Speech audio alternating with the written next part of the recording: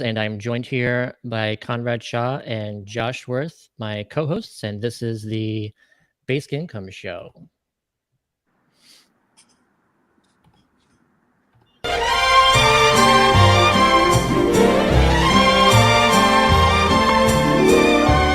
This intro music is AI generated. Love it or hate it, no one was compensated. One more artist, one is where their money will come from. One more example of the need for basic income. Yeah, hello everybody, and this week, lots to talk about as always. But today, first of all, something big's going on up in Canada, our neighbor to the north, and they've got a basic income bill that has gone through 2 readings, and this has been a process over I think a year at least. I think the whole process has been like 2 years at this point, or at least approaching 2 years. And they will be voting on it today at 3 p.m. So I thought it'd be good just to make sure everybody knows about that, and also just to cover a little bit about it because, as always with something like this, there's plenty of misinformation out there. So thought it'd be good to cover what it actually is and what it isn't. Have you heard much about this at all, Josh? Not too much. I mean, I think we had some people on the It's Alive that were talking about it. We talked to somebody that was pushing. Yeah. And so this is going.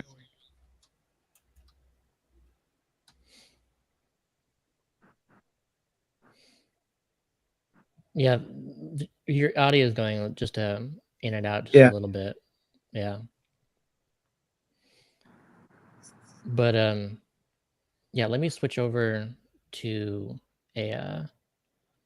just the screen here so we can talk about what this bill actually is.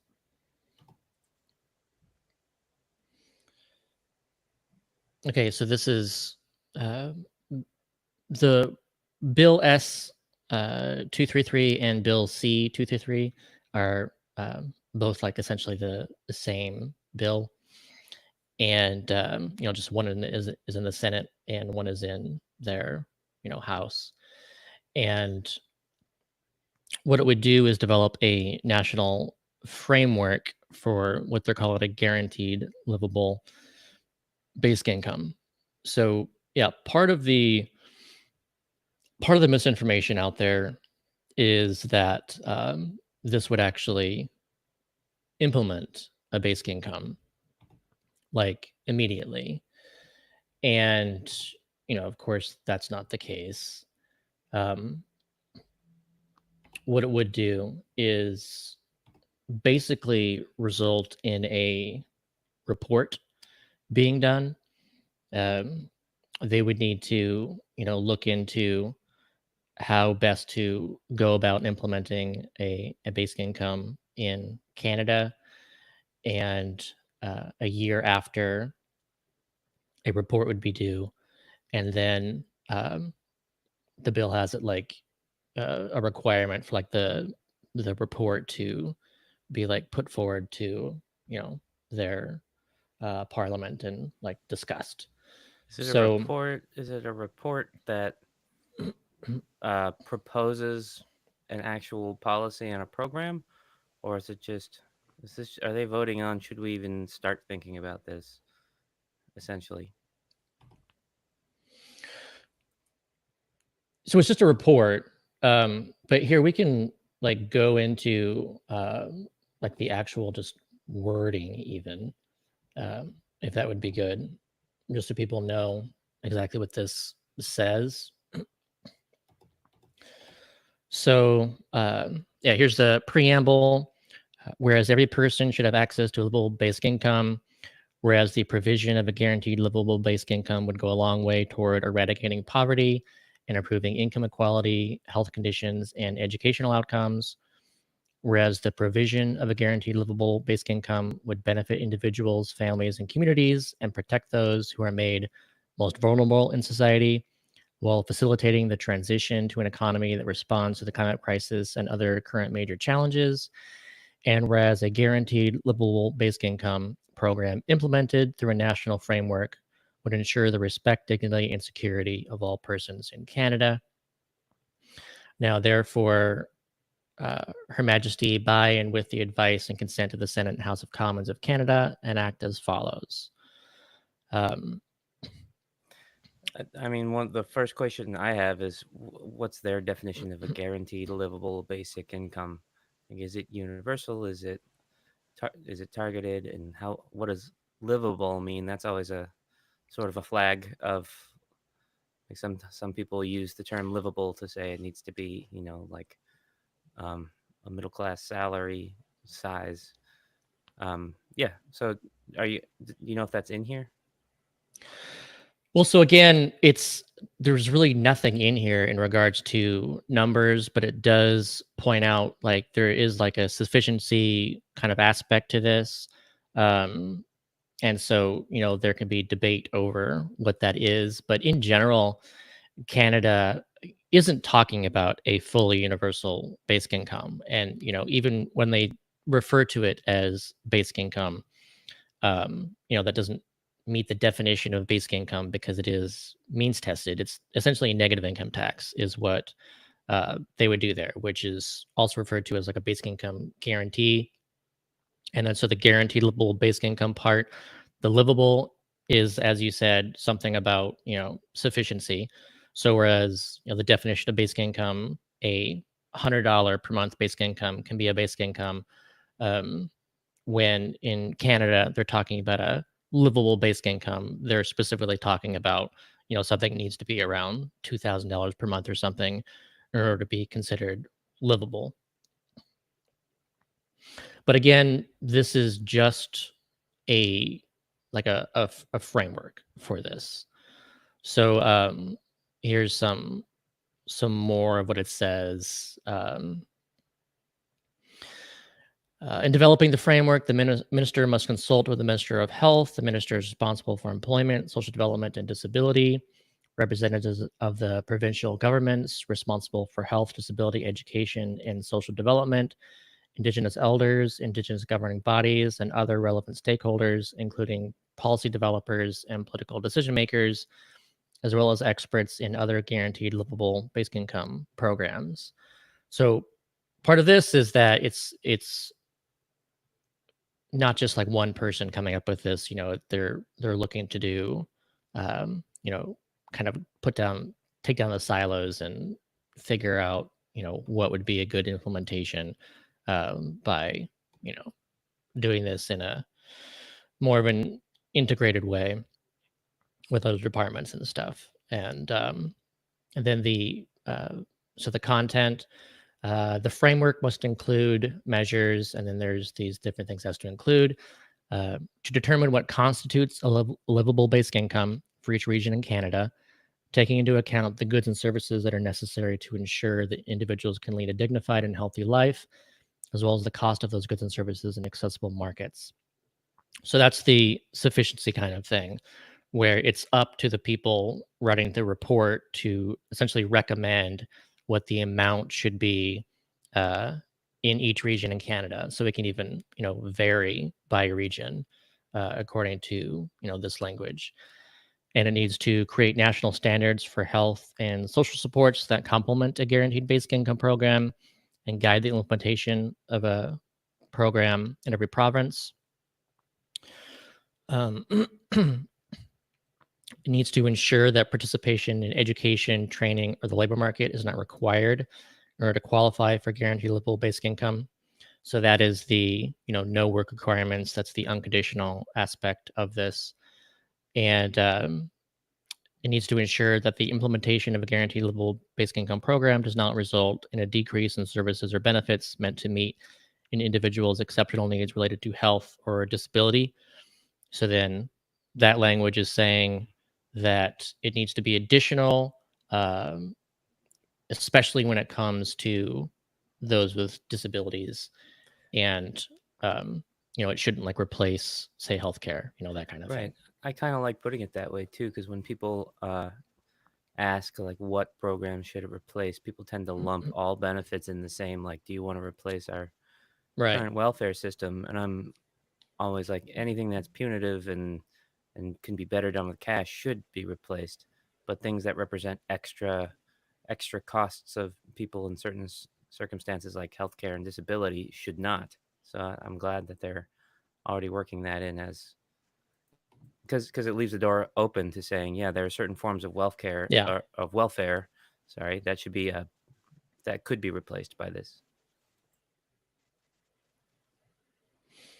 I kind of like that word, wealth care. It seems like we should use that somewhere. Did I say wealth care or Wealth care. wealth care? I heard wealth care, and it just got me thinking of I wonder what wealth care is. Yeah, maybe that's the new term for Maybe UBI that it's we should go. Everyone's always like, right. you need a new word for UBI. That's the problem. It's like, you need to call it my thing. It's like, dude, we've tried that. But wealth care, yeah, But then healthcare, Right. wealth care. Yeah. wealth, which I think people do a pretty good job of that already. Right. Like if you're rich, you're healthier. Yeah. So wealth care is a form of medicine. Mhm. All right. Wealth. So next up, the tabling framework. Okay, so within 1 year after the day in which this act comes into force, the minister must prepare a report setting out the framework, including any social, health, and economic conclusions and recommendations related to its development, and cause the report to be tabled in each House of Parliament on any of the first 15 days in which the House is sitting after the report is completed. So, yeah, I mean, this is the meat of it right here, is that there's 1 year for a report, and they need to figure out, okay, taking the economic implications into account and health and everything else, what do we recommend as a way of implementing this in Canada?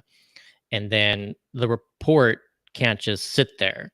The report has to be tabled into Parliament. So, like, they need to discuss the report after it's done.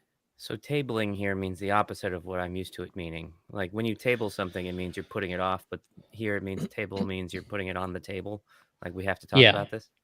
Yeah, it Okay. is a little bit confusing, but yeah, that's my understanding of how it works in Canada. Hmm. And then let's see. So then within 2 years after the report referred to in Section 4 has been tabled in both houses of Parliament, and every year after that, the minister must, in consultation with the parties referred to in subsection 3, undertake a review of the effectiveness of the framework, prepare a report setting out the social, health, and economic findings and recommendations related to the implementation and effectiveness of the framework, and cause the report to be tabled in each House of Parliament at any of the first 15 days in which that House is sitting after it is completed. So it is my understanding from this that then there's like a second layer, so that not only does this report get tabled in Parliament, needs to be discussed, but then 2 years after the report has been tabled, then there needs to be like another consultation and report or something about that framework report. So it's really meant to like keep this going, to be like, hey, this is what we found. Now we thought about it some more, and we think it should be this. Do we want to enact basic income yet? So it's really meant to like kind of keep this going in Canada Is there until so like they now implement it. so now we're 3 years down the road and we're trying to keep the conversation going, but there's no like that I've seen yet commitments to a deadline to put together an actual proposal to do a basic income and decide on that. Um, which is one of the things I keep looking for as I try to figure out, in this world of politics, and Canadian is politics is even more far away from me. Is this a punt? Are we Are we actually tabling this in the, the way that I understand it sense? Is this a way to make people happy that it's being considered while buying or stalling for 3 years before then ho- then we're all like, okay, it's been 3 years. Are we gonna put together an actual bill? Are we gonna? So yeah, I don't know. I don't know how to think about that because it's I don't know. foreign I to see me. that as like kind of like a backup plan, where this is a kind of foot in the door where, Canada is not there yet to be like voting for a basic income. Like if there was a bill there to actually pass it, it wouldn't pass. Um, so then this bill is meant to actually get to that point where, there's like serious thought put into what does this look like in Canada, and then uh, the various parties can kind of mobilize around whatever version. It's either that it comes out or they debate and how they think that it should be different or whatever. um but then, you know after that report hits, maybe that's enough to kind of push this to actually get it implemented in Canada. And maybe not, but then they already have to discuss it again, another year after that or whatever. So even if it fails to get some bill going, then it's not just like buried and then they never talk about it again. Like they do need to talk about it again, a year after that. So I think it's a good, interesting way of going about it to kind of keep it alive. Like it would be interesting if Congress had to discuss Right. Andrew Yang's freedom dividend, instead of just completely ignoring that a presidential candidate actually like ran on basic income. Like I don't know. I think that's helpful.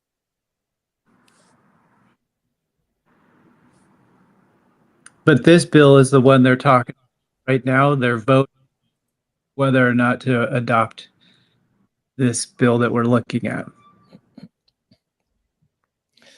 Yeah, that's what they're. This bill is what they're voting on today for the report.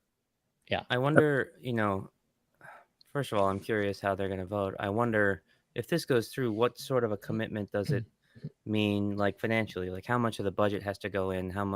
How seriously do they need to research this and consider it? And who would be hired on to do it? Is it something this? Is it like some dude is going to go poke around on the internet for a little while to satisfy, the needs of this bill, or are they going to have like a team fully committed to research on this for the next year? Well, the order is for the finance minister to develop the framework, and so and then the finance minister needs to consult with the minister of health. So then, there's I don't know if there's other ministers involved too. I think it's just the main ministers, but I'm sure the finance minister would need to put together, yeah, some kind of expert team, um, of some kind to help him or help her. I don't even know who the minister is actually. Create the report uh, in Canada. I'm curious how they feel about it on the inside.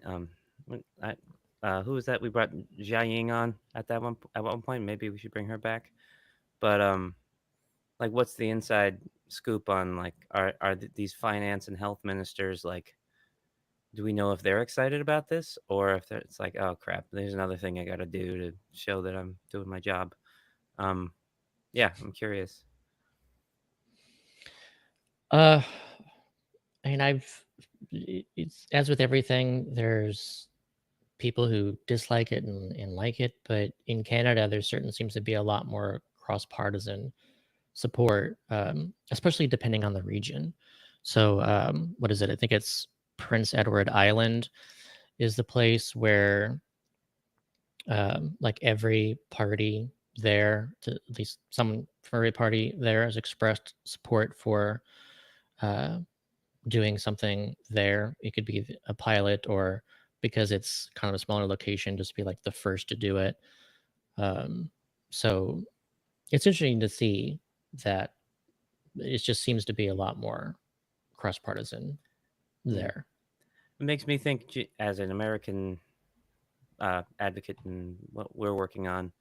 Um, in in the context of them doing this research and taking it more seriously, what can we try to do right to help influence how they think about things? You know, can like we've got 3 years, for example, to get commingle running and scalable enough to influence like how people think about what basic income even is, and ways to deliver it and stuff like that. So yeah, how can we position ourselves to use the fact that they're getting a little more headway and also influence it if we can? They've got all the pilots that are running in the US to use for their data, so they don't actually have to be like conducting all of their own research and coming up with the money to do that in a way. So they're being helped by the US in that way. They're able to like kind of collect that info, use it as an argument. Like the study being done, they're not going to be that different.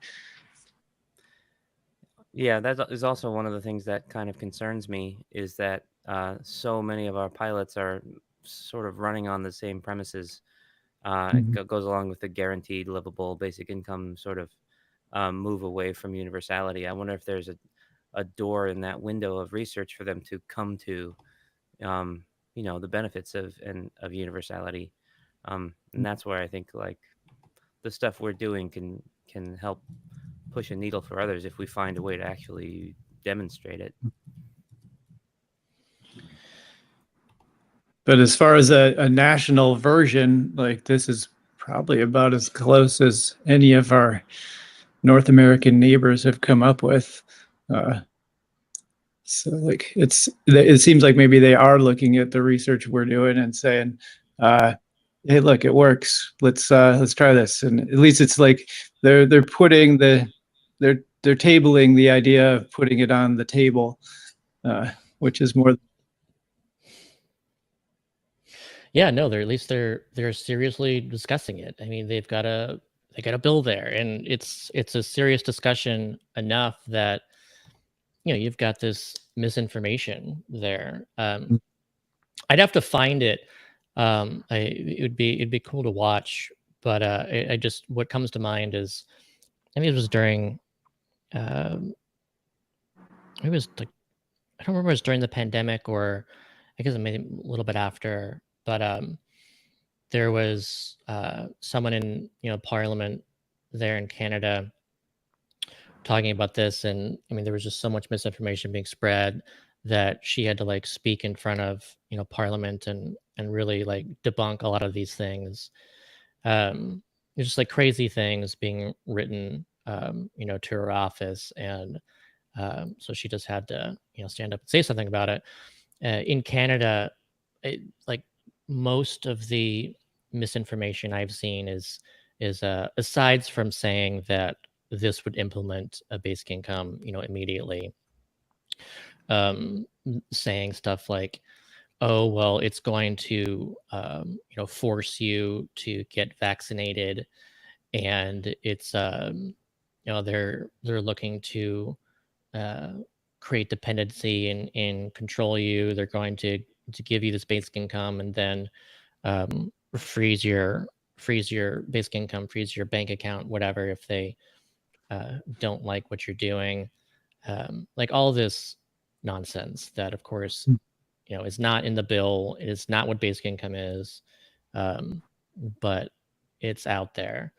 And I don't know. At least they're doing something like this. Like we're not even discussing this in our Congress. They're Did you have a stimulus during the pandemic like we did? Yeah, they did something called the CERB, and that was it was $2,000 per month, and um, it was it was more like our unemployment boost, Hmm. but it also was kind of like our stimulus, just because like it just went to like more people, but also it was much more like unemployment in that you lost it for getting a job, and and then like it was the like if you something about $1,500, where like if you like if you so like if you got a job that was paying $1,500 per month, then you would lose this. And of course it was giving you $2,000 per month. So there was just all the reason in the world to not accept these jobs, and there are people who would get paid less otherwise. Right. That's what I'm talking about. Is I'm worried, and we'll wait 3 years, and they'll come out with another version of the same sort of thing that other similar things have come out with that act as disincentivizing welfare type programs. We've got this guy on Twitter actually, who's speaking for Canada, Tom the Vic guy, Oh, BC okay. guy. Mhm. So he's got a couple little bits of info. PEI, that's the Prince Edward Island, is meant to be a demonstration project. So instead of a pilot, it's like it's really going for it. Right. He says with federal funding, adjusting as it goes, and if successful, a rollout. And then he says Senator Pauline Simons came out not so much defending it, but addressing misinformation. It's cool to hear about politicians actually, dipping their toes in more than to just kind of tepidly mention that it's an interesting idea, something. But addressing misinformation for one thing is further than I've seen most American politicians go. Yeah. And again, this should be taking place in like a half hour, and I don't know if we'll be able to like find some kind of live feed, or if maybe we'll just be Maybe refreshing and stuff, and someone will notice that there is a yes or no, and we'll just be able to share that here. But maybe Tom knows and he yeah. can tweet about it, so we'll be in the middle of something and we'll know the answer. Yeah, Tom. Yeah, To be let us know. continued. And if there's a feed of some kind, like a live feed, that would be amazing to know about, so we can actually like watch it as it happened. But so far, I don't know anything about a live feed. I haven't seen anything about that yet. But if someone does find something about that, then please reply on you can reply on Twitter, and I just got this going on Facebook too, so you should be able to reply on Facebook if you're watching it there, and also YouTube as well. Just Did you check yeah, if let us know. Did you check if the Facebook one pops into our live stream up here, or if you have to have like a window open on Facebook to see? I have not tested that, but if someone starts watching on Facebook, then you can let us know. But no one is doing that right now. Something I'm seeing.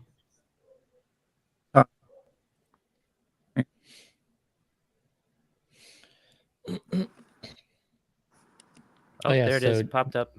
Yeah, Josh, you just tested it? Oops, I lost my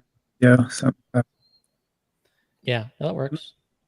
My audio for Josh isn't coming in very good. I'm getting like bits and pieces. Yeah, Josh keeps going in and out audio wise. Tom the Bivik guy keeps responding. This is fun. He says, "I'm waiting too." LOL.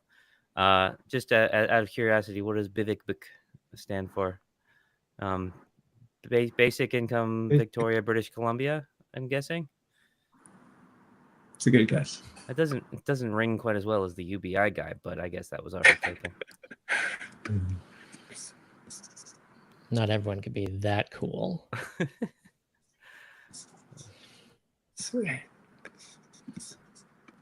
Okay, so I don't know. Since we're kind of talking about misinformation and stuff, do you want to watch a quick misinformation filled video? Yeah, those are fun. Like, yeah, the best. So we should maybe lead off with those because they're the most funny, and then people will listen to us talk like read through a bill that's going through some sort of governmental congress. Like new people coming will be like, "What is this?" Yeah, I suppose that was not the most exciting way to start the video. It was exciting to me. Very interesting to me. Very interesting to Tom. I know probably 50 people who would be like, that's the most interesting thing going on in UBI, but nobody who's not into UBI. Yeah. Yeah. Okay, so for those who don't know, Into the act. the last show that we did, we covered this ridiculous anti-UBI video from a channel with 2.5 million subscribers, and had a ton of views. And so I don't know, it's fun to at least kind of uplift us, see what's being said about basic income in a negative way, and just go through and properly inform people. So Josh here says he's gonna is reconnect, so be watching for him to ask for admission again. So here's this idea of sort of economic. This is Brett Weinstein did this little 7-minute video on another channel. So just some things said that are correct and some things said that are entirely wrong. And it always kinds to be the seed of misinformation, is that it's not like it's always 100% incorrect, but there's some leaps of assumptions made a lot of the time. Turmoil for whatever reason. Sam Altman's other business called WorldCoin intends to distribute basically value. Let's just, to simplify it, distribute money to people in a world where there's been so much economic disruption that we've kind of lost our jobs. That's kind of how I understood it. So people are going around the world scanning their retinas on these machines that have been placed all over the world, and that's going to become the mechanism to identify you as a unique individual, as a human, so that they can send you free money, universal basic income, in a world where people are going to struggle to have jobs. Now, I don't think I've butchered that too much, but do you believe that world is going to happen, where there's going to be so much disruption in the labor force that so many people are going to be unemployed that we're going to need to just basically give out money to people? I think that's going to be a short ride. You think it's going to be a short ride? Yeah, I do. What do you mean by that? Unfortunately, the story of human evolution and competition it's one of great triumph and overcoming adversity in some chapters, and it's one of tragedy and atrocity in others. I am very concerned that the idea of useless eaters is about to make a huge comeback, and that UBI has two impacts. UBI meaning universal basic income. Universal basic income and everything that functions like it, so some distribution of value. One, it's going to make the people. Okay, so just there, he just equated universal basic income to like anything that distributes value. Right. I'm assuming that he thinks welfare is basic income, that any kind of like benefit in kind is basic income. Like he's just saying if you basically help people who need help, there's problems with that. People who are creating the value, or people who think they're creating the value, resent those who are absorbing the value just to live. And it is therefore going to trigger a quest to reduce that line item on the balance sheet. And there will be all kinds of excuse making, but it's pretty ugly. I mean, we see that in society already. People that are working hard and that are paying a lot of tax get resentful towards the people at the very bottom of the income spectrum who are maybe not working at all and are getting paid. Yeah. And, Yep. And interestingly, another factor in here is people that earn more money seem to have less kids. And that becomes a point of contention in society. Yep. So I think you're seeing the picture, and you're. Okay, so there, when the host said that, when you earn more money, you have less kids, there's actually like a U shape to that when it comes to fertility rates, and where you have more kids if you have lower income, and then as your income increases, you have less kids, and then you have more kids when you can, afford to have more kids. So, like in general, it is true to say that, like, as part of becoming a developed economy, that your fertility rates go down in those economies.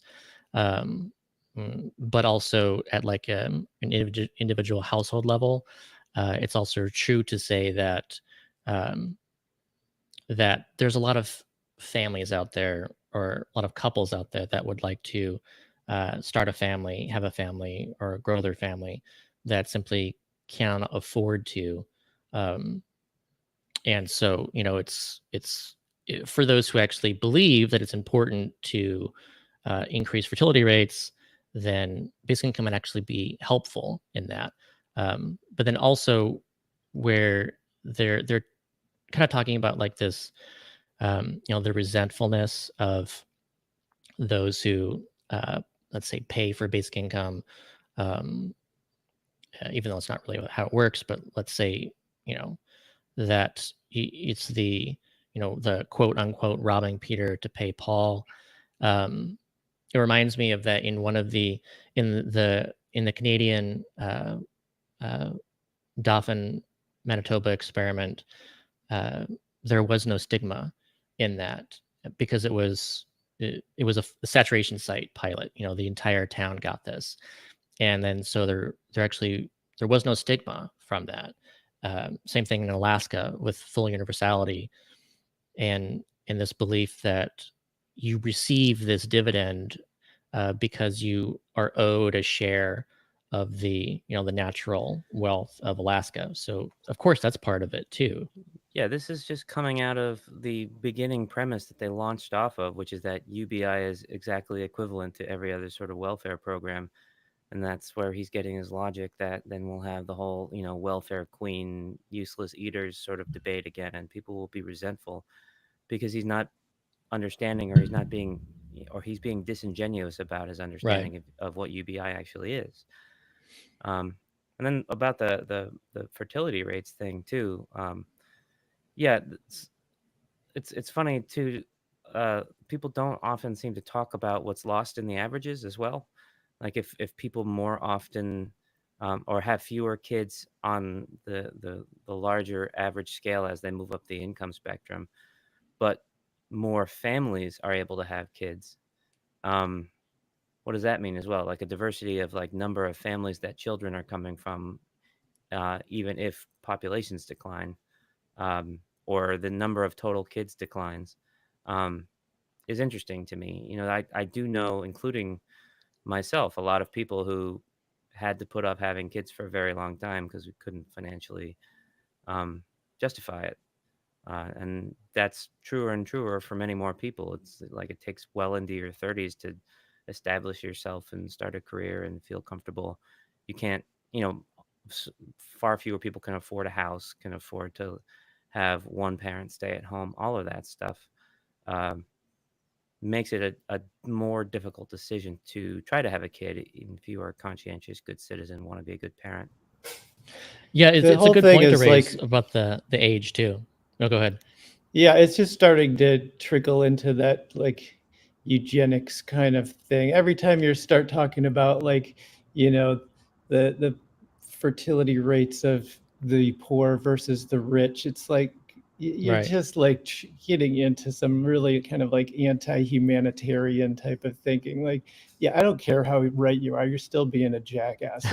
Like we're still like, even if the facts add up, but you're still, the underlying message is that some people's lives are worth more than others, right?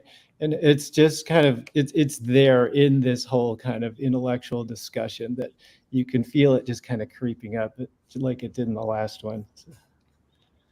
I'm not too optimistic for the rest of this video, just based on the very simple premise they started with.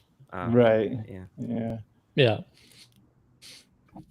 I wanted to add too, just before we go on, that it is interesting about the ages that go into this too, because I've noticed that one of the observations from like basic income pilots and unconditional cash programs to is the observation of like a delay from teenage births to later on in life. So, it's not to say that a woman will or will not give birth because of a lack of basic income. It's that if they don't have basic income, then what they do often is, let's say, engage in a sex work, or their parents like marry them off or whatever, and then so they have a kid in their teens.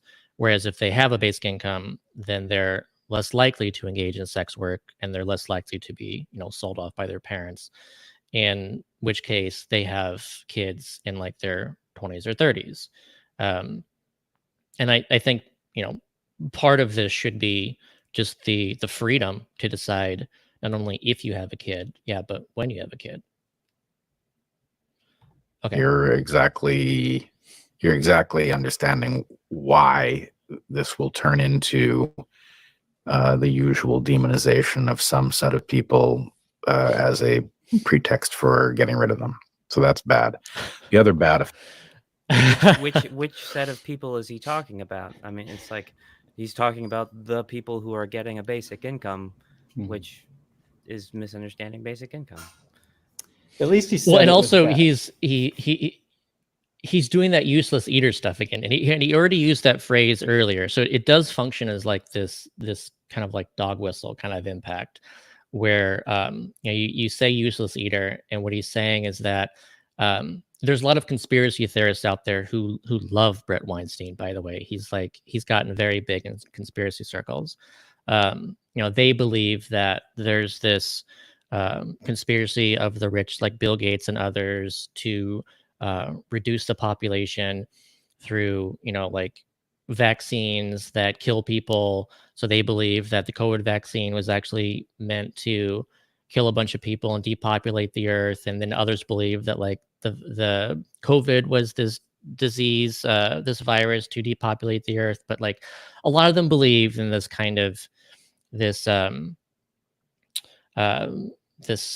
this belief that because there's going to be so many like useless eaters, that you have to kill them off, that there's no other, why would you want to provide a basic income to these people when like the billionaires of the world would prefer that they just not exist at all. So he's like saying that it feeds into this, that is what's going to happen, and he's kind of using it as like defense thing.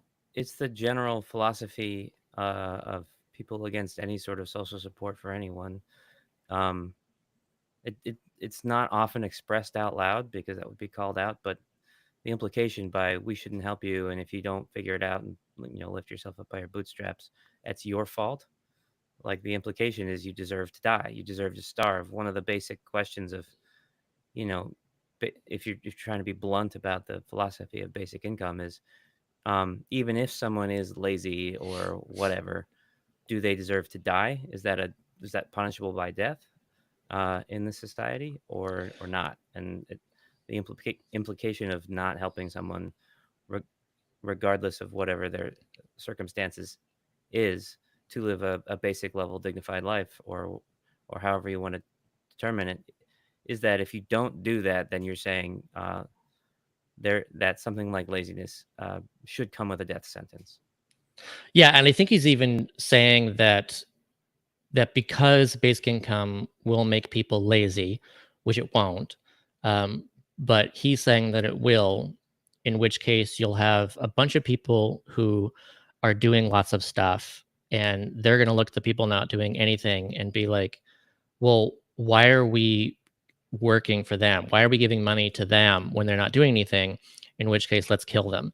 So then his argument, I think, against basic income is saying that if we do that, then that will happen. And if we don't do that, then that won't happen because they're not getting anything. But of course, the implication of that is that then they'll starve and they'll die anyways. So it's just, it's weird. It's a win-win for him. It's a weird argument. Yeah. Yeah. I would love to live in a world where the punishment for laziness or whatever is, your life is pretty boring. Not that you're sleeping on the streets or whatever. And that's what people misunderstand, is that it's not really very fun to just sit in your apartment all day watching Netflix for the entirety of your life. Uh, and nobody will actually want to do that. I was being Yeah. interviewed by a guy recently. Maybe they'll come out in the next little while.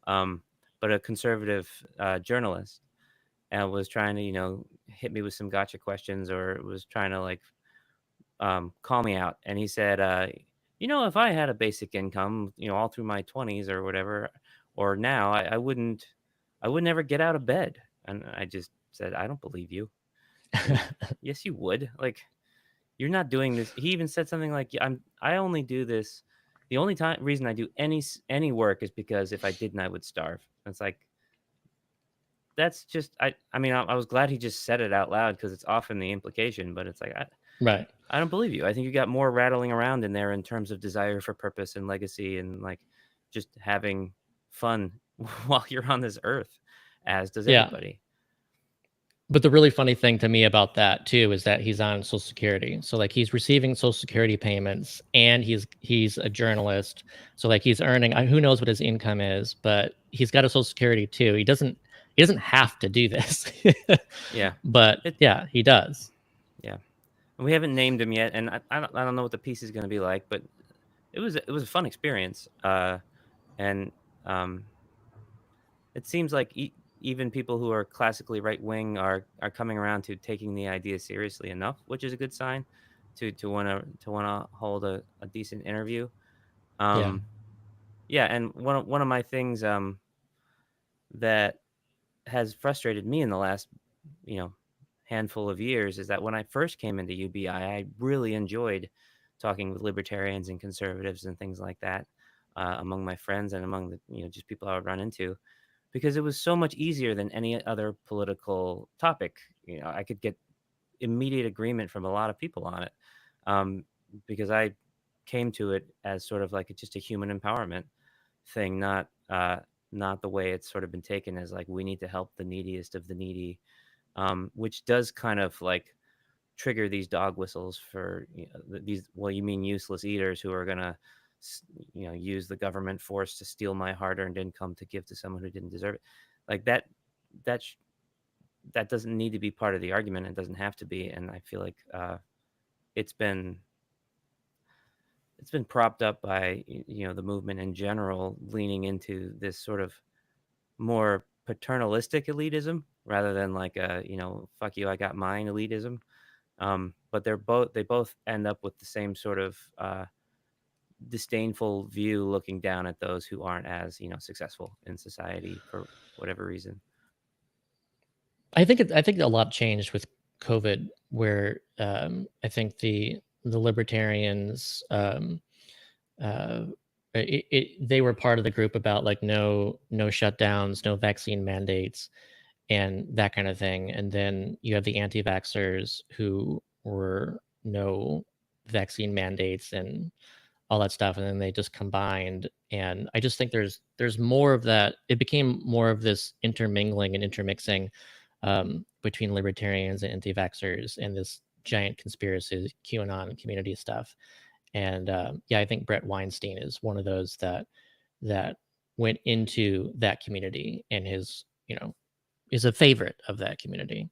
And it just kind of, as you said, it's a shame, because it's a very libertarian idea, and so it's weird to see libertarians use weird arguments against it. Come from UBI is learned helplessness. And I think we've actually seen this. In fact, the woke revolution, I think it. Okay, I know it's already. He just said woke revolution and learned helplessness, as in like basic income will increase learned helplessness. And I've written an article about this before, about the impacts of like stress and the importance of basic income in reducing stress, and how it reduces learned helplessness. Like it is actually the opposite. Like he's just saying that, he's making these assumptions, but basic income is empowering. It like enables people to have more choices, to make more decisions, to choose the way that they want to live, to actually have more of an impact in their communities and in their own lives. Yeah, and learned helplessness means the more you fail at something, the less you do at something, the more help you get. And so it's like a positive reinforcement on a negative behavior, where that's exactly how a lot of our welfare programs work. And they sort of force people, it's like taught helplessness.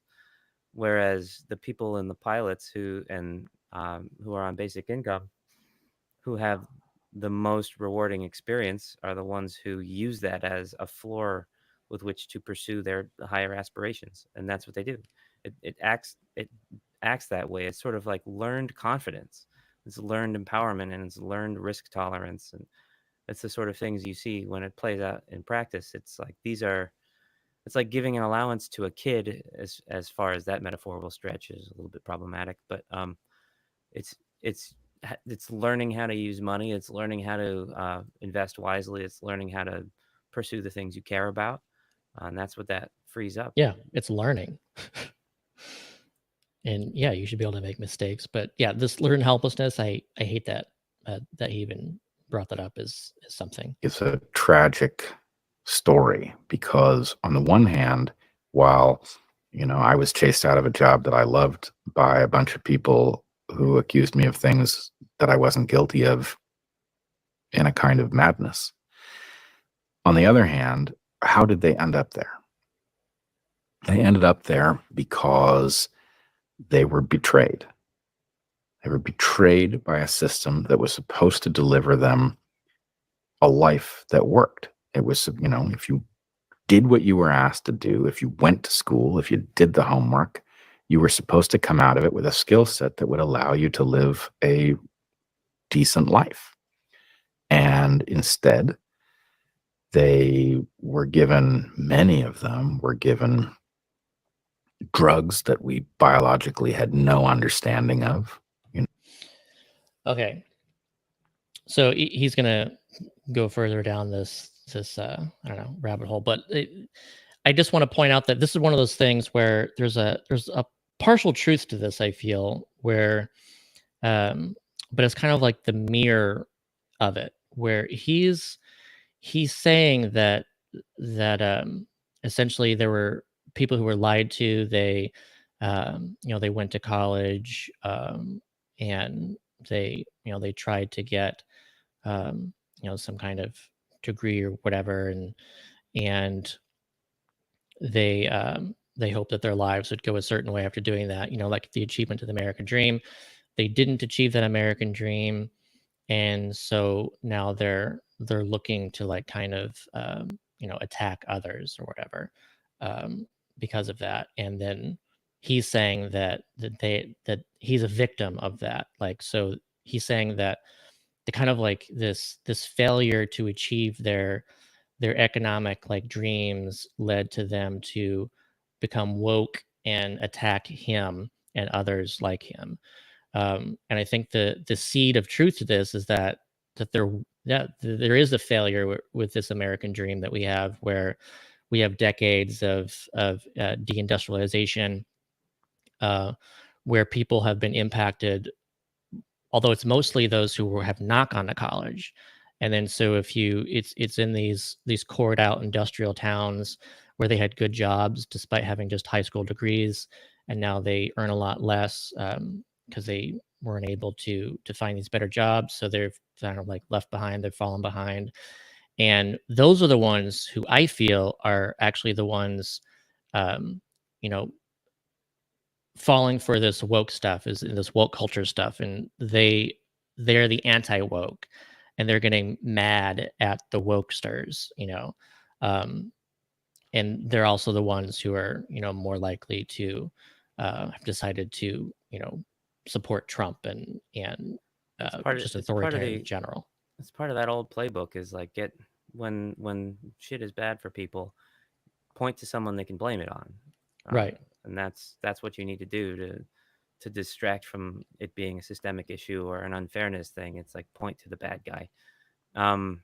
We have a couple of comments in the chat that are kind of funny. GFZ says, being enslaved to a job market is learned helplessness, which is a funny way to look at it too. It reminds me of how, like when in 2020 when we were hoping that Democratic candidates would talk more about basic income, and Joe Biden comes out there and talks the usual talk about how you get dignity from a job. But I've never understood, if you absolutely are required to work a job or stick with your job for your health care and your wage, then you're not doing it for dignity. You're doing it to avoid pain. That's not dignified. That's fear-based behavior. Dignified is when you're doing Yeah. it because you care about it. And John Wisdom says, if you aren't struggling for a wage, are you even living? And then felt the need to say, I'm being sarcastic, obviously, in another comment where it's like, it's funny that you need to, in this day and age, it makes sense that someone would feel the need to say that they're being sarcastic. It's like there's so much weird rhetoric around, the purpose of people and work that that's the kind of stuff you would see Yeah, on I mean, Twitter. that's it's a pretty good example of kind of like what he's saying here. He kind of is saying if you're out struggling for a wage, you're not even living, and you're maybe not even worth living. Like, I know it's not like he's not stating this, he's coming at it from like multiple directions, but it is like there is this underlying sense of superiority that is there's a hierarchy in the mind of this argument, of the people making this argument, right? And it is Right. that there are and whoever's making the argument is obviously at the top of the hierarchy of superiority, right? Like, it's just this underlying need for superiority that's in there that you can anything. And I think that's actually like the most revolutionary thing about UBI. The idea is that it's like it forces you to scrap that idea of like social superiority and social hierarchy, and just acknowledge that at a certain level everybody should have a certain amount of money to live, right? And then you do whatever you want to do with it, right? And then I'll start judging you for your behavior. But like, Right. That it's there's some amount of equality that should be shared, and you can still have yeah. hierarchy on top of that equality. We always talk about it as a floor or a foundation, and yeah, you're still going to have inequality. You're still going to have rich. You're still going to have the middle class and everything. But yeah, just there's going to be no one who's starving and homeless. Right, but just the introducing of that idea that there is some level of inequality kind of is a threat to a certain worldview, I think, that says that this inequality, with me at the top, is the important structure, underlying structure of society, right? And as soon as you try to tinker Yeah. with that, the whole thing's going to topple over, right? And you can just sort of feel that in this argument. Right. We haven't gotten away through it yet. But No, yeah. somebody was profiting off their dependency. And we sent them to schools, and we provided them with majors that they could dedicate themselves to that weren't real, that didn't create skills or insight. In many cases, created exactly the inverse. It created confusion. And at some point, they realize, you know what? I don't have a plan. And in such a case, those people who don't have skills that are going to allow them to live a decent life are going to look for someone to blame. And they're probably going to land on the wrong person, right? And especially if somebody is cynically willing to sell them the story that, who you should blame? It's straight white guys or something like that. They'll listen. Okay. So this is again, like it's such a weird like mirror of reality where he's saying that people go to college and they learn useless skills, and then they come out of that and they feel angry, and then so they get mad at white men. Like whereas like the reality is that people, for the most part, it's those who don't go to college who find it way too hard to achieve the American dream, and they get mad at other people. But those are immigrants. Those are Black people. Those are LGBTQ people. Like those are the ones being othered. this idea that like it's white men being othered because of like the learned helplessness of people graduating from college, like that's weird to me. That's like it's a weird argument. And I wonder how it will land on, blue collar white men that are, I think, a big percentage of his audience, I would assume.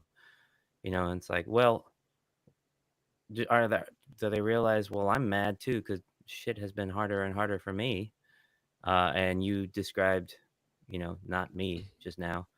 Who do they get to get mad at? Or is this sort of inviting them into the fold and saying, actually, you're a successful white man. It's just the problem is, these wokesters being mad have dragged you down. Like they're trying to.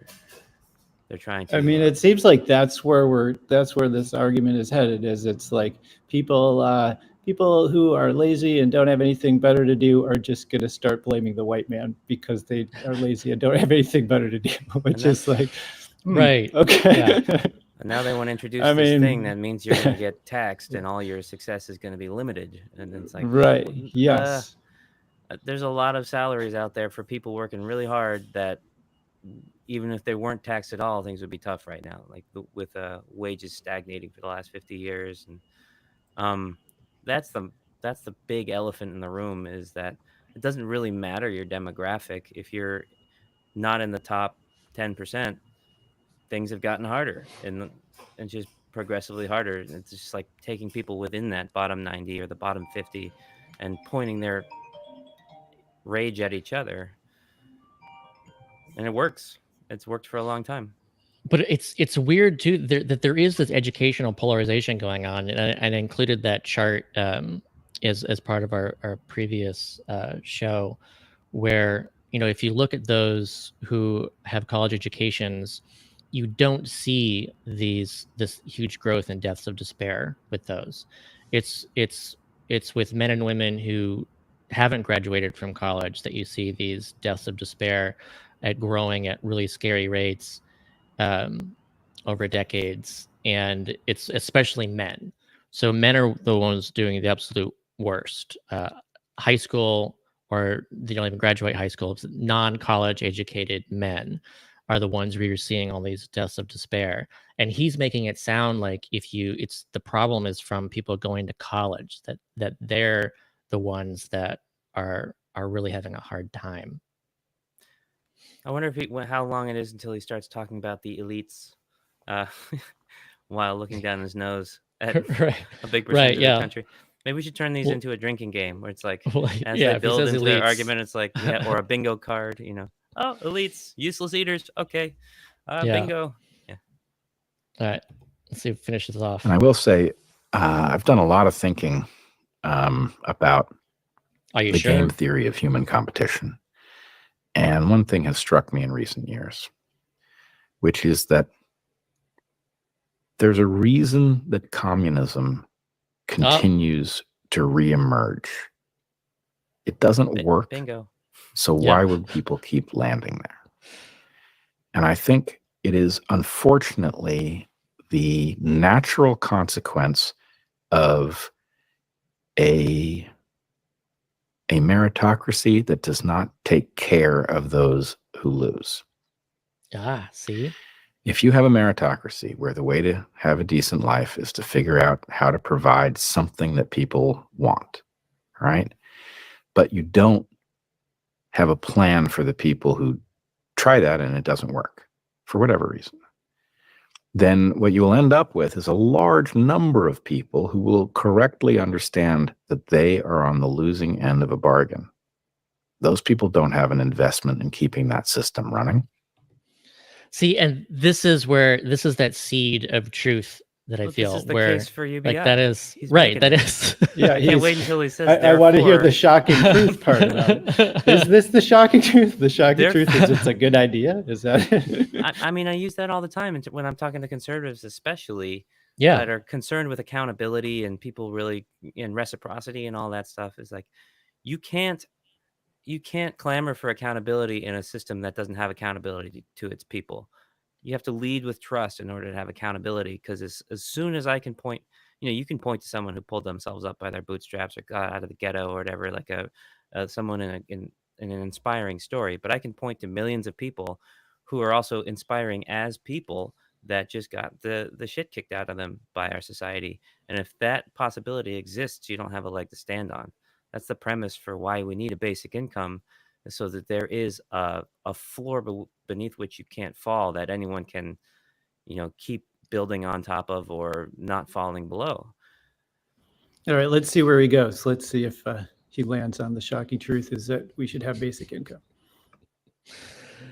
All right. They want to overturn it. And in fact, with some cause, they will look at all of the fortunes that have been created in that meritocracy, and they will say, do you realize how much of that is illegitimate? Do you realize how much of that was parasitic? We want it back.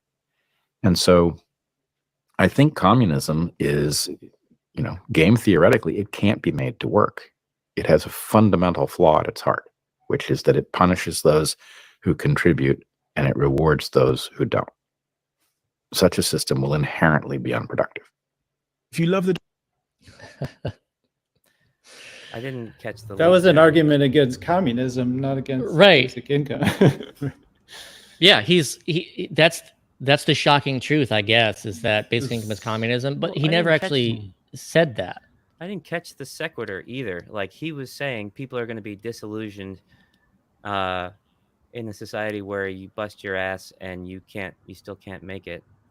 I guess I get where he's going, but yeah, then there again is the original premise where not only is UBI every other welfare program, it's also communism. I mean, it's weird for me to see an argument like that where again there's seeds of truth in that, where yeah, there's a serious problem with the way capitalism has been working, and people will call this end stage capitalism, and you'll have communists and socialists pushing against this and saying we've got to do socialism and communism and stuff. But like it's true to say that if you have a group of people, an increasingly large and growing group of people who are disillusioned with the system because it's not working for them, then they'll push to overthrow the system. And I think that we're seeing that. That is like the rise of populism, like both in the United States and around the world, where you've got people who are increasingly disillusioned and they're looking to overthrow the system. They're looking to, throw wrenches into the machine and just say, screw this. I don't know what's next, but this isn't working for me. So I'm willing to like just bet on anything that'll be better. And so I'm willing to it's vote true. for And- Trump because Right. what the fuck, And- why not? and capitalists- what we got going isn't working. Might as well like burn the whole thing down. Yeah, and I mean, and capitalists. This is what I want capitalists to understand: is if you like capitalism, then yeah, you should be aware that you need to make sure that capitalism works for most people. Like you want that, and that's what basic income does. Like basic income makes capitalism work for everybody because it actually is. It makes sure everybody's included in the market. It makes sure everybody can actually spend some amount of money in private markets on goods and services that they are choosing for themselves is important for the market to produce. The market actually is able to meet those demands, and everyone goes, yay, capitalism is working for me. Like that is how to actually make sure capitalism is going and continues going. And then you've got people like Brett who are associating and saying essentially that basic income is communism. And that's like the big danger, is that we're going towards this system where people embrace communism. And then his weird sub argument of that is saying that the disillusionment is coming from people who are graduating from college and not from the people who are not graduating from college. Well, It's yeah, just it's very weird. his where his leap of logic lost me is because he paints this picture of a world in which people can be really working hard and not make it, right? And I'm on board. I'm like, yeah, that's what I see every single day. And then he says that's why we can't do communism, because or UBI, which is apparently the same as communism, because it will create that world. And in the implication that now I'm catching Right. up to it, As that if it doesn't already we- exist, he- like in a he's im- horrible way right now. yeah, Right. he's implying that the meritocracy is functioning just fine right now. Mhm. And if It we is if until we somebody calls him out for being kind of a jerk, right? Like then maybe that's the sign that it's not working anymore. so that was a good little sleight of hand, because I was with him and then I was confused, and it's like, oh no, he's saying we are doing it right now, like because he's Yeah. not putting forward a proposal for how to do it better. He's just saying if we will lose, the fairness that we have in our system if we try something different. Yeah. It's basically like trying something different could threaten the role of a guy like him who's the college educated white dude who's is smarter than everybody, right? Like we don't want to do anything that might upset that little apple cart. But yeah. And he's being attacked by all the wokesters. Right. Like Yes, that's what's going he on. wants to make sure we make things better so that he and other white guy elites are not attacked.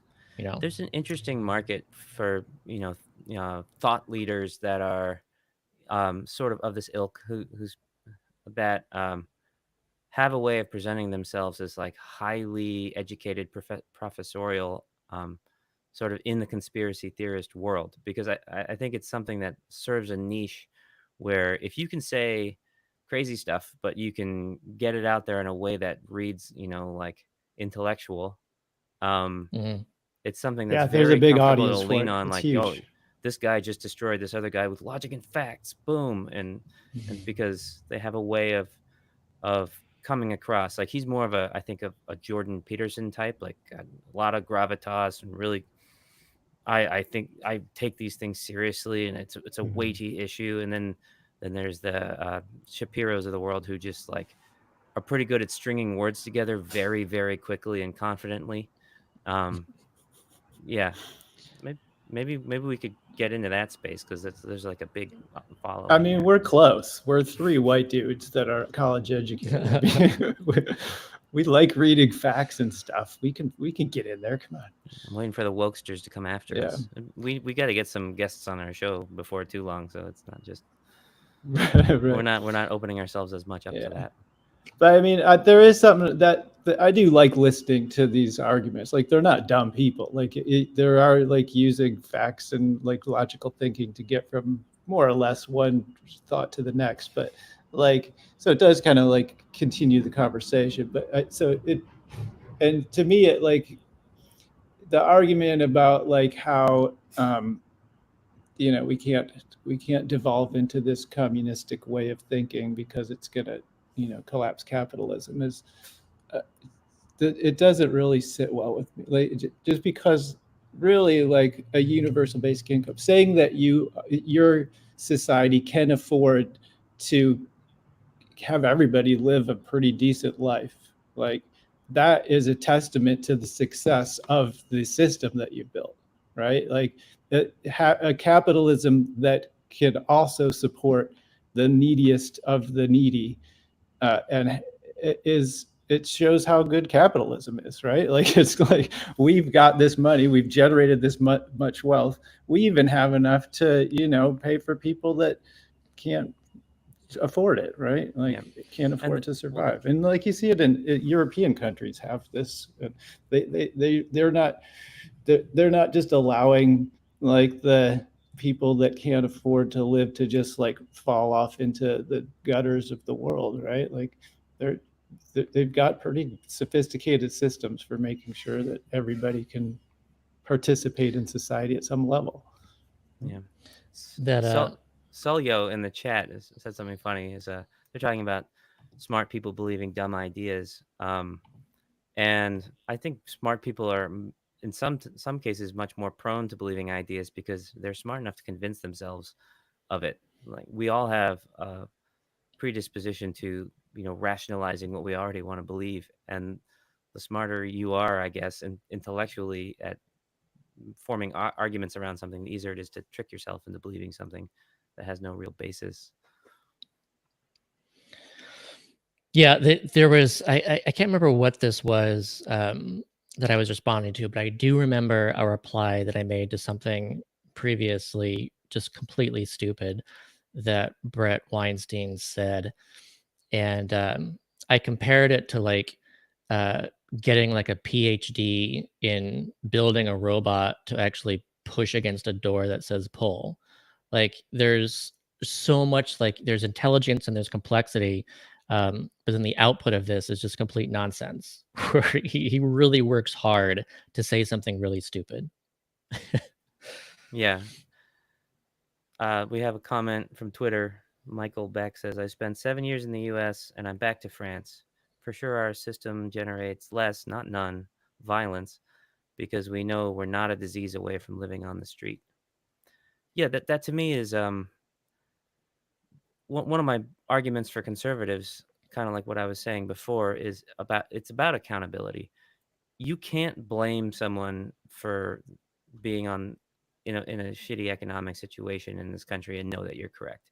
You can't say it's your fault if you're like that guy from last week's video is like, you're on welfare because you're stupid, essentially.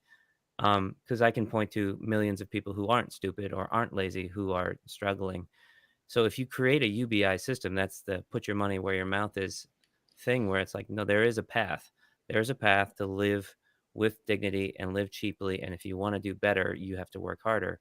So if someone is stuck in that situation, if in a UBI world, if someone is not, you know, succeeding or building, or if they're struggling to make ends meet, then it's actually more justifiable to then say, okay, what are you doing wrong? If there's an actual floor that you can build upon, then where are you falling short? But now the assumption that the assumption of this meritocracy actually working is that there is a path and an opportunity for everyone to make it and build a successful life, and that's the big fallacy. Yeah, there's this belief that you've got the producers and you've got the those who are consuming without producing, the makers and the takers kind of thing. Also reminds me of this that I thought would be funny to show. It's just a little comic strip by Wondermark. So yeah, the guy says the only thing that builds character is hard work. You should earn your rewards. No handouts. Don't give my money to some freeloader. The other guy says, I agree completely. Let's outlaw inheritance. What? The last relic of feudalism. Your parentage shouldn't determine your wealth. Everyone should start from zero so we can have a nation of people with character. Hold on. If I earn wealth, I should be able to leave it to my family. Why? To coddle them? You said it. No one deserves anything they didn't earn. I say you have until death to donate your wealth to whatever charity you like. Then once you die, anything left over goes into a nationwide student loan and medical bill repayment fund. Help your fellow citizens get up to zero so they can have a fair shot in our glorious meritocracy. If I thought you were serious about the intellectual rigor of your ideals, I'd debate this with you out of my maniacal desire to prove others wrong, regardless of my personal opinions. But I don't think anyone really has ideals. What we have is a tangled mess of an ad hoc opinions, constantly sliding past each other in search of a position that favors itself the most, like a 5-gallon bucket of earthworms. So I wish my employees worked half as hard as that metaphor. Oh, this is a very But intellectual comic. it's a very intellectual comic, yeah. I like it though. The I elites gotta will love think about it this. for a minute. But yeah, I just whenever someone says that no one should eat without working, I immediately start thinking of, well, why don't you support the abolition of inheritance if you strongly believe in that? That is the big elephant on the table. Also, it opens up the conversation to what I think I've been coming around to more and more as one of the strongest arguments or strongest impact metrics we'll see for basic income is the effect on kids. There's that growing up not in poverty pays itself back, $10 to 1. And one of the things I had my complaints about the certain things Andrew Yang, when he was running, would lead with. But one of the things he said that I hadn't thought of it that way before, that I thought was really smart, was, and it was in defending the idea that his basic income didn't give basic income for kids, which I've always been supportive of. But he did make the point that every parent would know that starting age 18 or whatever the policy was, their kids would be getting a basic income. And so now we're sort of answering this question of like, how much do you have to squirrel away to make sure your kids are always going to be safe? What percentage of parents feel like they have to like support their kids with what Andy Stern would call parental basic income for, the next 10 years of their Right. life as they get started? It doesn't matter if you're upper middle class, rich, whatever. It's like everyone's right to an inheritance that gets you going, gives you a shot to contribute. And the elephant the big elephant in the room is that a big portion of society has this to lean on, like whether it's connections or money or whatever, through their parents and connections that other people don't have. That changes what the game looks like for everybody playing it. It's a different universe to be coming from a place where you have financial support and inheritance rather than building it up from nothing. That's why when people come to this country as immigrants, the historical story is, the parents come, they make this enormous sacrifice, they work their asses off at terrible jobs so that they can pass on a little bit of inheritance and a lot of opportunity to their kids. But those parents had to sacrifice everything of theirs to put it forward to their kids, which is sort of a tragic situation in general. Like everyone should be able to start from somewhere that lets them contribute as much as they can. Along those lines, I think it'd be fun to go into this experiment that was like, it was a meritocracy experiment. And I think if we, it'd be good to cover that too, for people to know more about this. I think it's like, I love this experiment for kind of really modeling just how actually meritocratic our society is and how like it could be better. So this was a study out of Italy, and this describes what they did. The researchers stuck a large number of hypothetical individuals, like agents with degrees of talent, into a square world and let their lives unfold over the course of their entire work life. The defined talent is whatever set of personal characteristics allow a person to exploit lucky opportunities. Talent can include traits such as intelligence, skill, motivation, determination, creative thinking, emotional intelligence, etc. The key is that more talented people are going to be more likely to get the most bang for their buck out of a given opportunity. So all agents began the simulation with the same level of success. Every 6 months, individuals were exposed to a certain number of lucky events and a certain amount of unlucky events. Whenever a person encountered an unlucky event, their success was reduced in half. And whenever a person encountered a lucky event, their success doubled proportional to their talent. So what did they find? In the final outcome of the 40-year simulation, while talent was normally distributed, success was not. The 20 most successful individuals held 44% of the total amount of success, while almost half of the population remained under 10 units of success. And so talent was definitely not sufficient because the most talented individuals were rarely the most successful. In general, mediocre but lucky people were much more successful than more talented but unlucky individuals. The most successful agents tended to be those who were only slightly above average in talent, but with a lot of luck in their lives. So I think that's like a really interesting finding to me to help explain, help explain some of what of the world that we live in, where, it's entirely true. You can have all the talent, but if you're unlucky, if certain events don't go your way, then you aren't going to end up like at the top. And what they found is that most people who end up at the top are not because they had the absolute most talent. They ended up at the top because they had like enough talent and were lucky. Can you paste that link somewhere? That's an interesting one. Yeah, and it gets even deeper into this too. There's a UBI component, but yeah, I'll definitely share this. It's a Scientific American article. Yeah, they've done some good stuff with studies like this. One of the things, and it's sort of like a broader, more simplistic experiment, but it undersells some of the things that make the spread more stark. Like I'm thinking about the people that ran into some unlucky encounters, so they're now down at like 5 or whatever low success levels, and how much harder it is to dig out of there just through the mechanisms of what they described, but also in reality, the less money you have, the more it costs to do basic things. Like you get fees for not having enough money in your bank account, whereas if you're wealthy, you get interest on your income. Like money compounds itself, and misfortune also compounds itself, which is more of a drag on the income distribution over time. Makes it more unequal.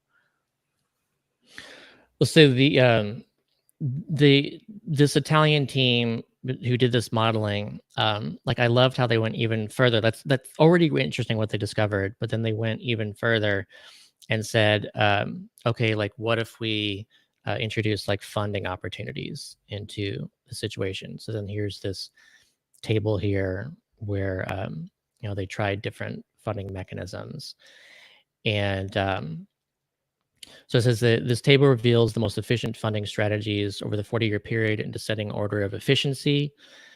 Starting at the top of the list, you can see that the least effective funding strategies are those that give a certain percentage of the funding to only the already most successful individuals.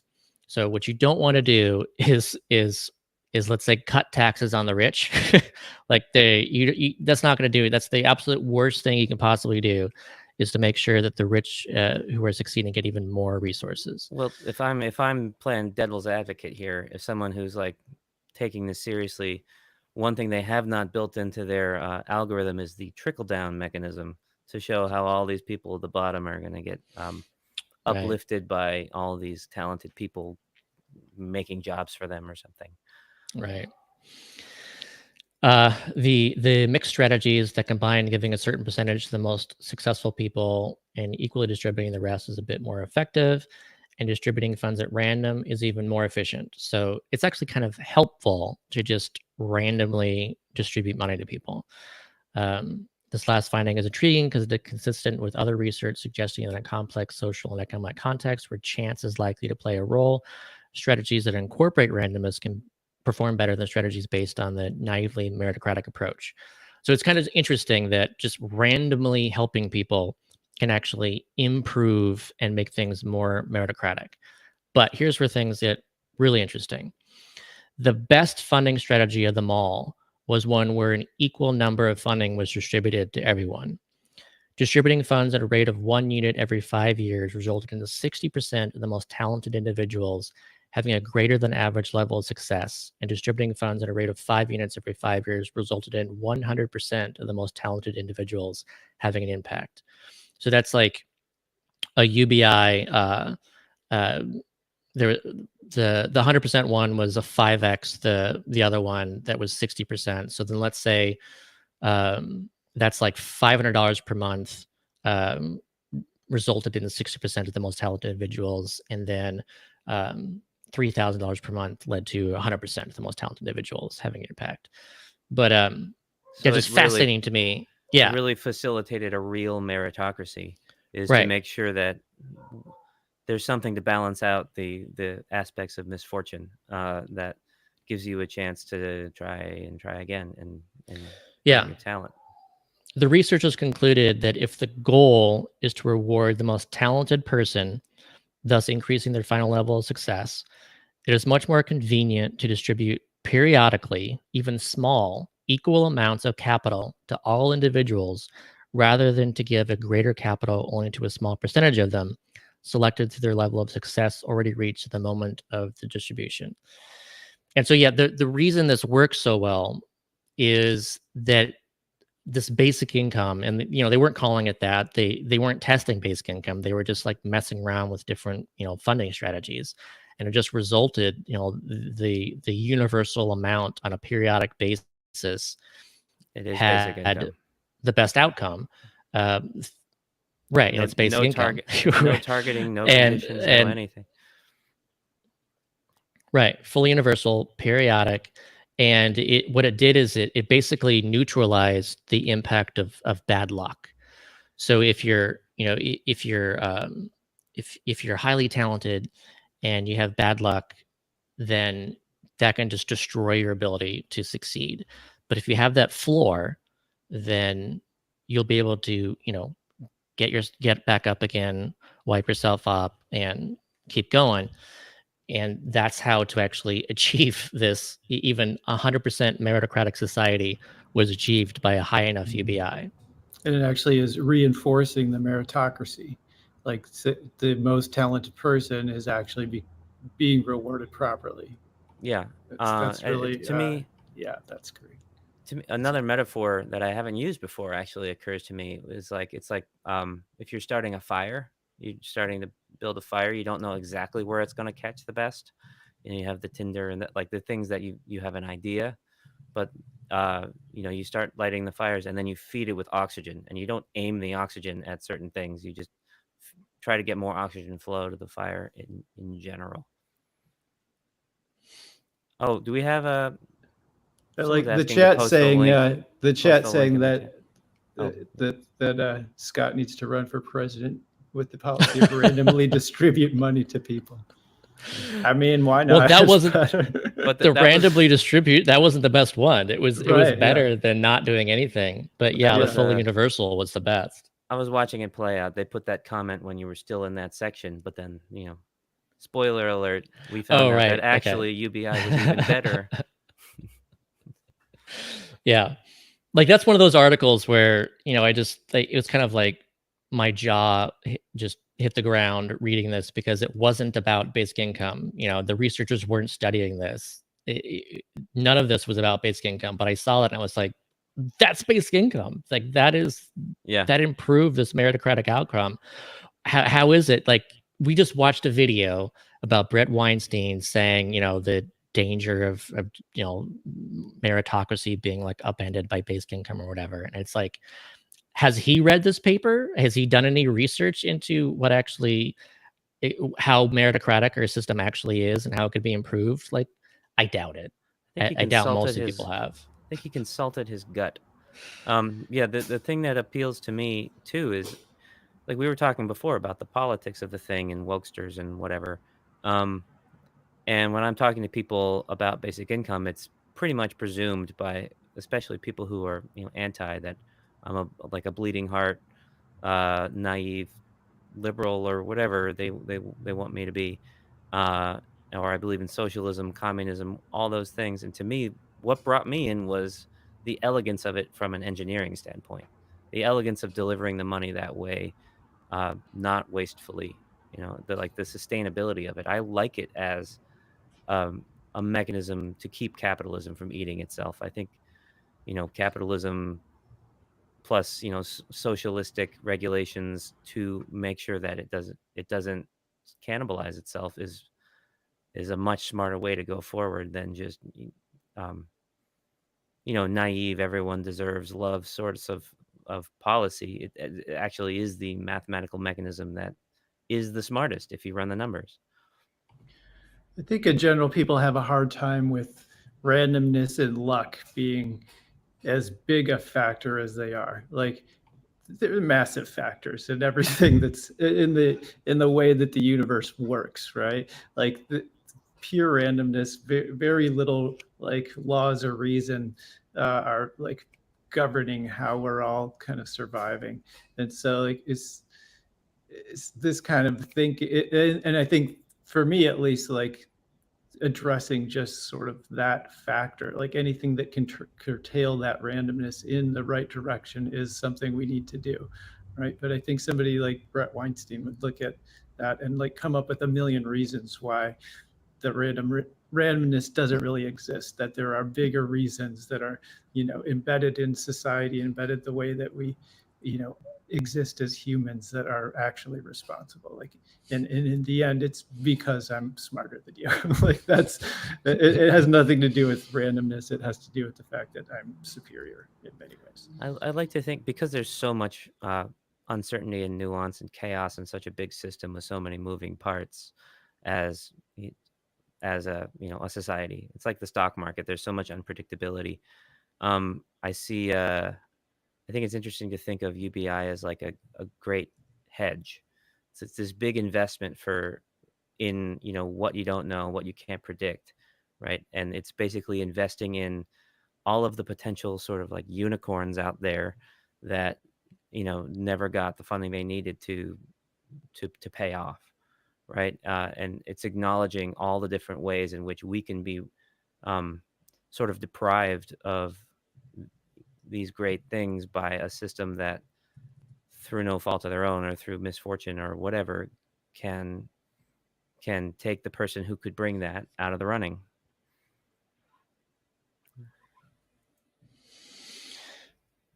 I keep checking to see if I can find something in regards to the basic income bill in Canada. I haven't seen anything yet. Has anyone in the chat said anything either? How about you, Tom, over at Twitter? Are you getting some sort of live? He said something about they have a CPAC Canada, which is sort of a government channel. Yeah, I've actually been checking that one. I've been like checking YouTube on that too to see if a stream pops up, but I haven't seen anything. And I've also been checking the I'm not sure how to pronounce her name, Leah Gazan, whose bill it is, to see if she has said anything on her own Twitter account. Hasn't said anything yet. It would be really disappointing if they voted no on a bill to think about something. Right. It's like, how hard is that to overcome? It's like we don't even want to put this on the table to think about. Yeah, that would be disappointing. So I'd like not to that hope, uncommon though. Like, no, right. I don't want to hear about it. I'd like to hope that this bill passes just based on people, even if they're opposed to basic income, wanting to be perceived as, thoughtful and open to data and evidence, or thoughtful in any way, rather than just shutting things down.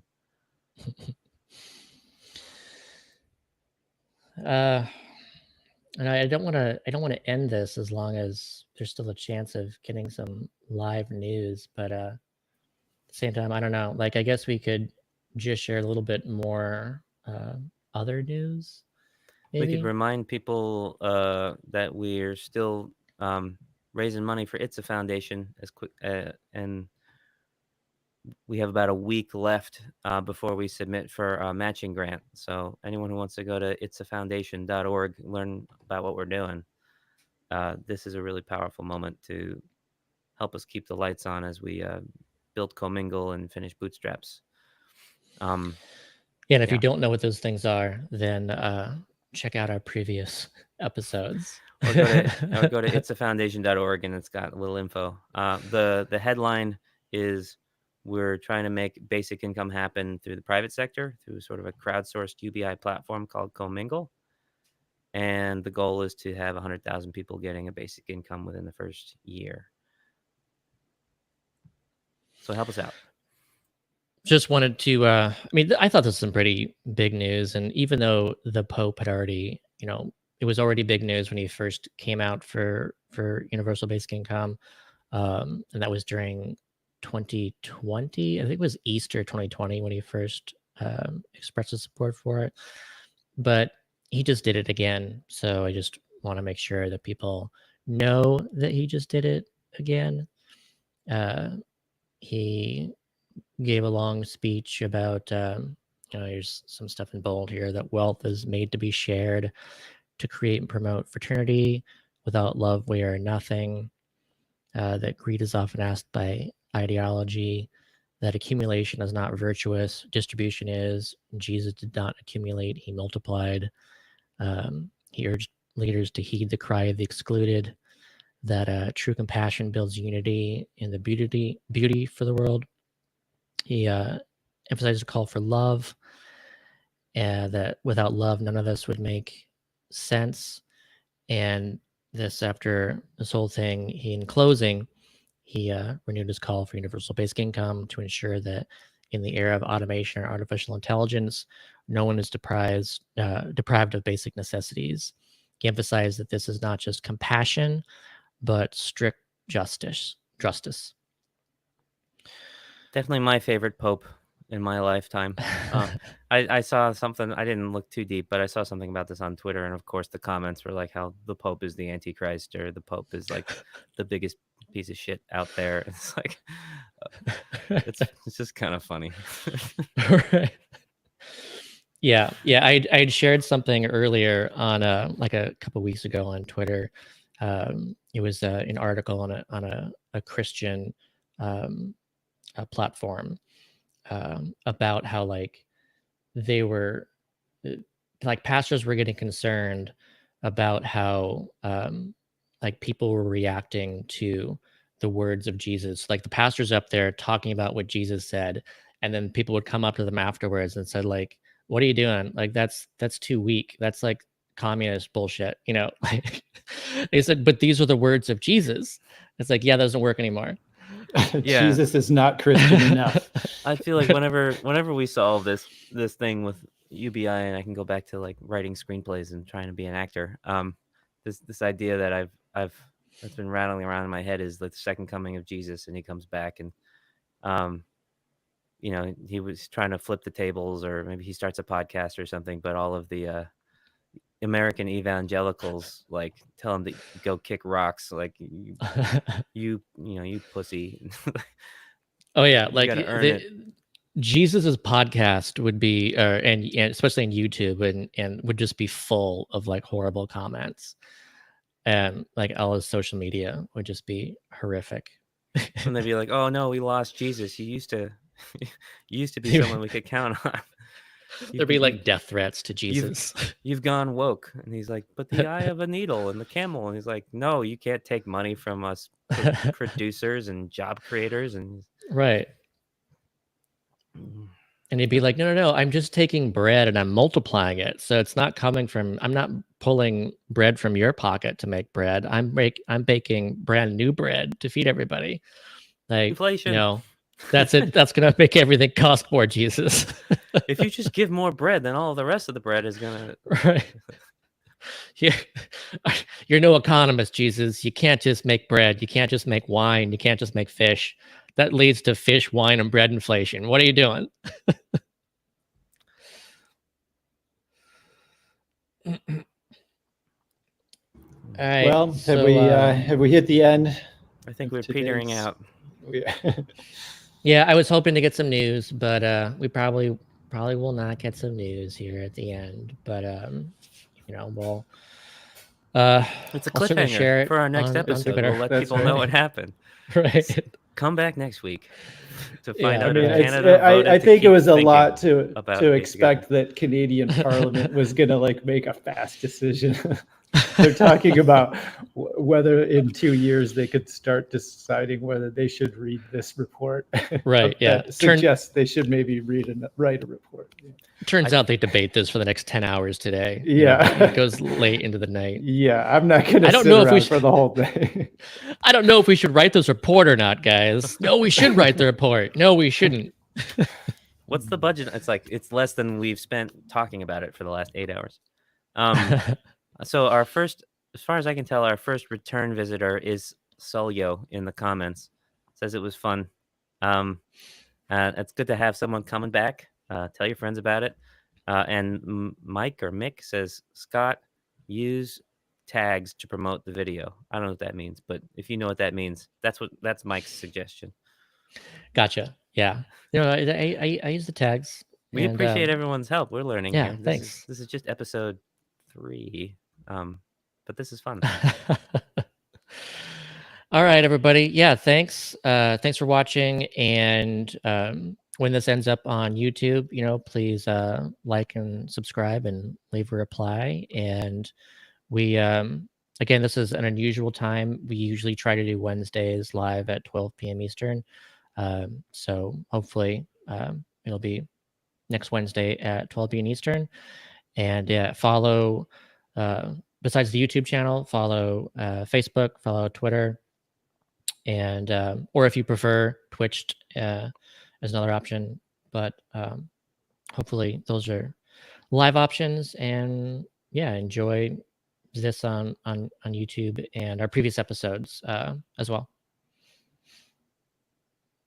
Thanks, everybody. Thanks, everybody. Yep. See you later.